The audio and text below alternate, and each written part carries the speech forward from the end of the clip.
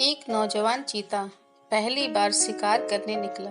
अभी वो कुछ ही आगे बढ़ा था कि लकड़बग्घा उसे रोकते हुए बोला, अरे छोटू, कहाँ जा रहे हो तुम?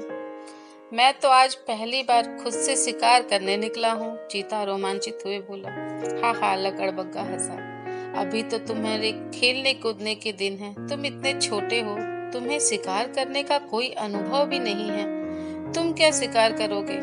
लकड़बग्घे की इस बात को सुनकर चीता उदास हो गया। दिन भर शिकार के लिए वो बेमन इधर उधर घूमता रहा। कुछ एक प्रयास किए भी तो सफलता नहीं मिली और भूखे पेट ही घर वापस लौटना पड़ा।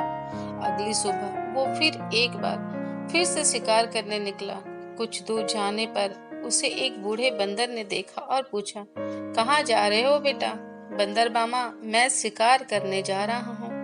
चीता बोला, बहुत अच्छे बंदर, तुम्हारी ताकत और गति के कारण तुम एक बेहद कुशल शिकारी बन सकते हो। जाओ, तुम्हें जल्द ही सफलता मिलेगी।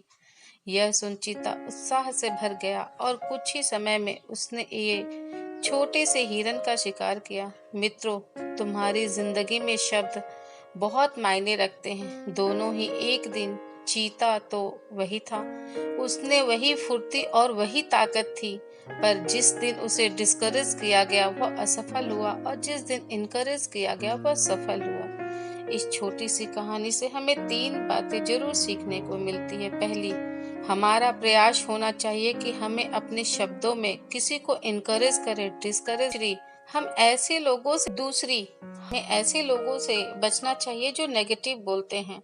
तीसरी और सबसे अहम बात, हमें खुद से क्या बात करते हैं, सेल्फ टॉक में हम कौन से शब्दों का प्रयोग करते हैं, इसका सबसे बड़ा ध्यान रखना चाहिए, क्योंकि ये शब्द बहुत ताकतवर होते हैं।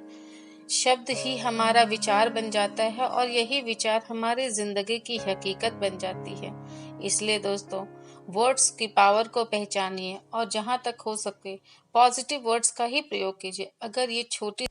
अगर आपको ये छोटी सी मोटिवेशनल स्टोरीज अच्छी लगी हो तो प्लीज मेरे चैनल्स को लाइक एंड सब्सक्राइब जरूर कीजिएगा। Thank you friends.